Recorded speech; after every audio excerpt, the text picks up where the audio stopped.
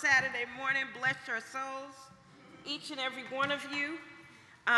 This certainly reminds me of being home in New York and the many, many, many, many mobilizations we had on the weekends. That was when our non-paid jobs would kick in, right?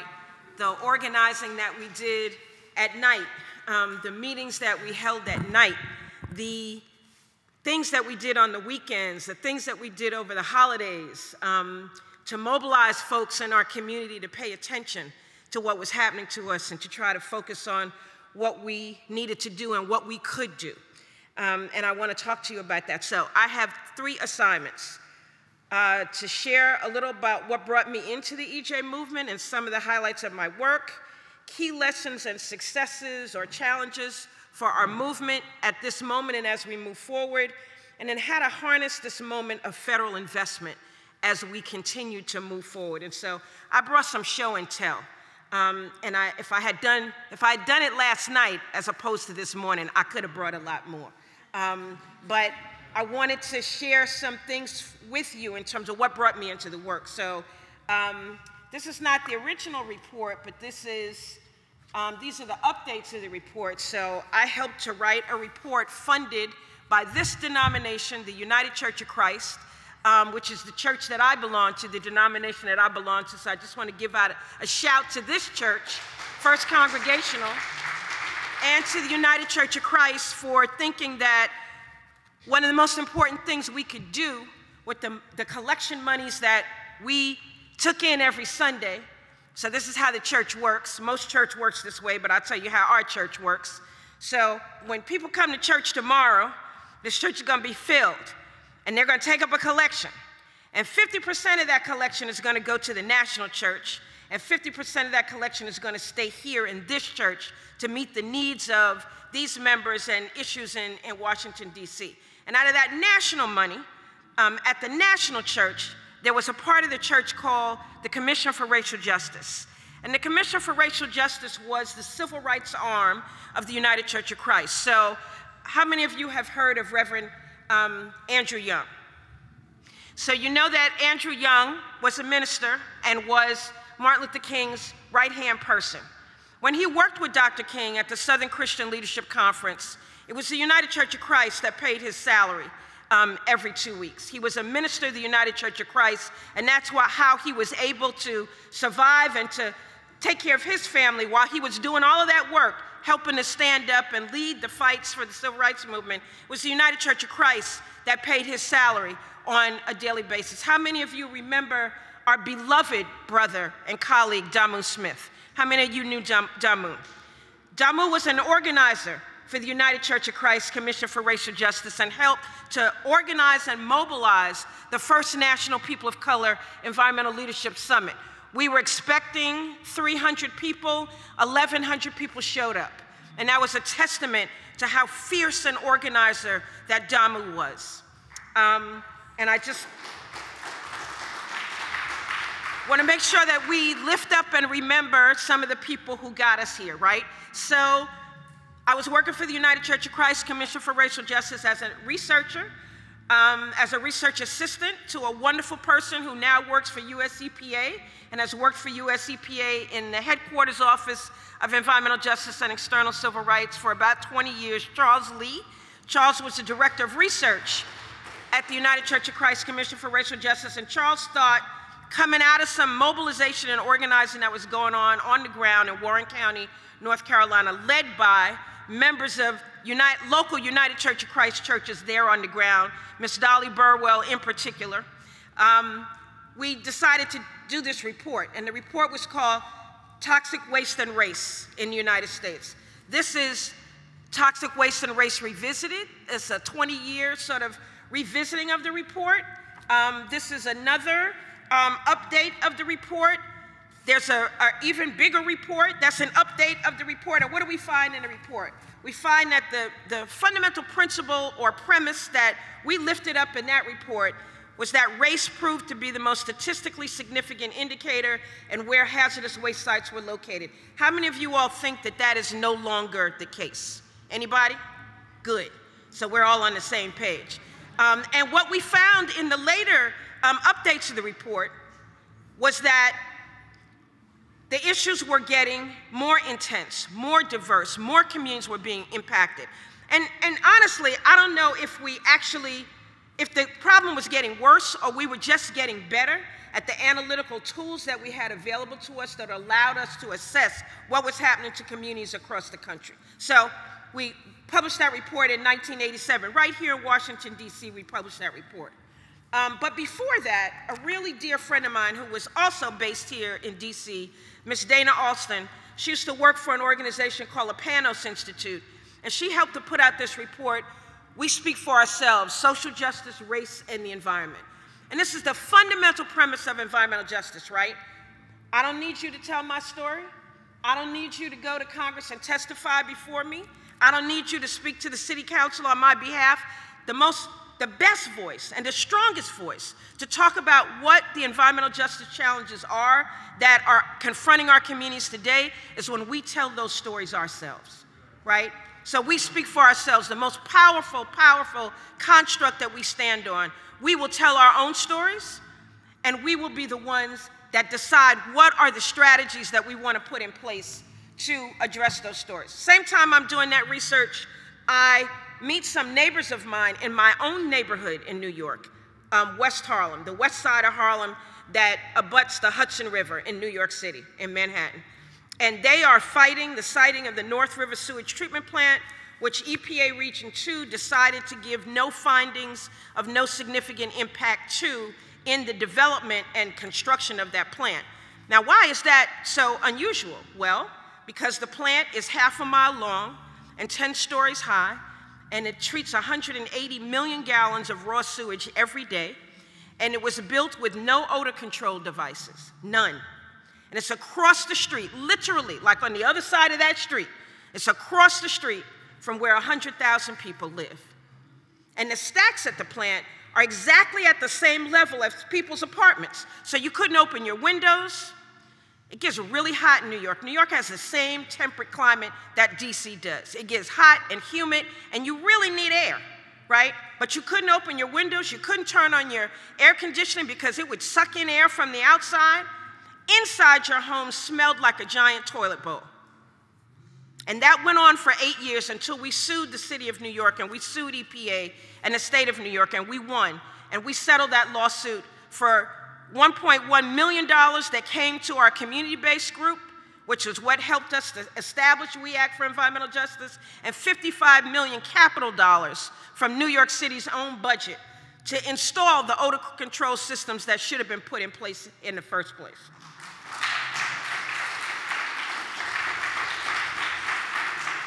Last year, we celebrated the 35th anniversary of our organization, 35 years of organizing. So I just want to say to Empower DC members and supporters that 20 years is exactly where you need to be in the fight. 20 years of fighting, 20 years of standing up, 20 years of pushing back, 20 years of collecting data, 20 years of showing up on behalf of people who didn't even know that they were being assaulted on a daily basis by environmental threats. And why didn't we know that? Because we take for granted that this is how our lives are supposed to be because it's always been that way. I'll tell you one little story. While I was doing that research at the United Church of Christ, I called my grandmother, who was a nurse, and all my great aunts, her sisters were nurses. My mother was a nurse. 1 minute left. I'm sorry, Parisa. This might go a little longer than 1 minute. And I said, Grandma, you wouldn't believe what I'm finding as I'm going through this data, which was EPA's own data about where hazardous waste sites were located. And they seem to be in the zip codes where people of color live. And so I'm telling her that, and I'm so excited. And she said, how much did y'all spend at that study? And I said, I don't know, Grandma, $150,000, $250,000, I'm not responsible for the money. And she said, you spent $250,000 of people's hard-earned money, and I just want to assume that the money came from people's donations to the church. She knew, and I was like, well, that's true. And she said, you spent $250,000 of people's hard-earned money to tell you something that every black person in America knows to be true.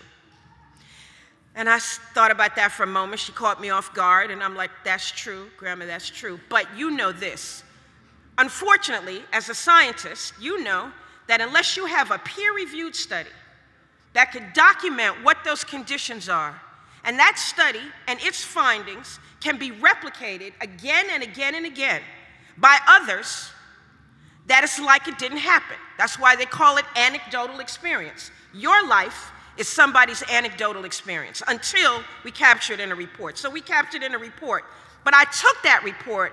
It was still warm when it came to me from the printers. Also my job to distribute the report. I mean, distribute it in libraries and universities and research centers and HBCUs and other minority serving institutions. That also was my job, to actually get the report produced. And I brought a copy to my colleagues, my neighbors that I was organizing with at home and on the weekends. It was still warm. It had just come from the printer. And I said, this is our reality.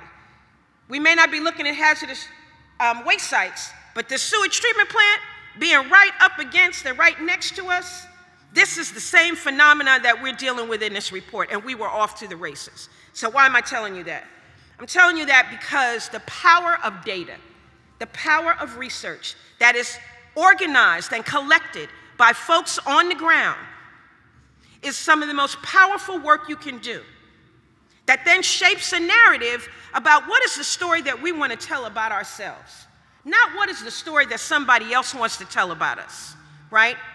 And that story is usually people don't care, they're poor, they're undereducated, they're not connected, right? They're living a day-to-day existence. They don't really know what's going on. We know what's going on. But what we need to help people figure out is what can we do about it, right? So we can collect all the data in the world, but then we have to help people figure out, what do we do with that data? What do we do with that story? What do we do with that different narrative? And what many of us have done in the EJ movement is to force the federal government, state government, tribal government, local government to enact different kinds of policy, to recognize and acknowledge the racism that is so fundamental to so much of our governance and our policies, our federal policies, our local policies, local land use and zoning. And then I decided, well, when I looked at the issue and I started to really unravel what had been happening to our community over 30 years, I realized that the land use and zoning practices of the city of New York were so fundamentally racist and so fundamentally disfavoring the same populations and the same people again and again and again. So I decided to go back to graduate school and to get a degree in urban planning. And then what I would tell people, at the same time that I was in graduate school, I was on my local planning board, on our local zoning board. Every community in New York, 59 community districts, just like you have the ANCs, we have community boards, and nobody would come, right? 100,000 people lived in my community. Community board met once a month. If 50 people showed up, we considered that a huge victory, right? You gotta show up. And I think that's one of the hallmarks of Empowered DC. You show up. You show up in all kinds of places. You challenge people about how they execute policy, about who makes the decision, whose lives are we valuing in DC and whose lives are we not, right? That difference in life expectancy between Upper Northwest and Anacostia, between Upper Northwest and Southeast, right? There's a part of Baltimore City, East Baltimore versus other neighborhoods in Baltimore. The difference in life expectancy is 29 years, 29 years. We may not be quite severe in that inequality in DC, but we're getting there, right? So you gotta organize, old school organizing, door-to-door organizing, mobilizing people, mobilizing families, mobilizing communities. That's what we got to do. So last thing, because I really need to wrap up. Last thing, how are we going to harness this moment of federal investment? Dr. Wilson laid it out pretty clear. Everybody and their mama has discovered environmental justice. Everybody. Why? because just one office at EPA, the Office of Environmental Justice and External Civil Rights, is distributing over $4 billion with a B dollars in grants. The Office of Water at EPA is replacing all lead service lines, fixing water infrastructure, sewer infrastructure, storm infrastructure. We kind of need that in DC, don't you think? Don't you think? That's a whole nother pot of money. The Department of Energy, a whole nother part of EJ money. The Department of Transportation, $600 million invested in community-based transportation infrastructure. As in my life, I am never going to see this kind of money flow from the federal government again for infrastructure, for programming, for environmental processes. Some of y'all, as I'm looking around the room, you might see it again, but I'm not going to see it again. And so the challenge to us is this: what are we prepared to do to step up, to support this Thriving Communities Technical Assistance Center, to apply for the community change grants, over $1 billion in another pot of money that's being driven by the Office of Air at EPA, right? That's separate from the money that the Office of Environmental Justice and External Civil Rights. So how much money is that? Sounds like $5 billion to me, with a B, right? But Dr. Wilson is right. We have to be prepared, we have to be organized, we have to have a plan, and we have to know how to manage money, right? So we're going to go through training together about how to do federal grants management. We're going to go through visioning sessions, how to build the kind of programs that are going to make the changes in our communities that are going to last and provide people the first chance to breathe clean air, to drink clean water, to not have to be exposed to lead. We're in this moment. It's a transformative moment. It truly is. But only if we are ready to step up and meet that moment. Thank you so much.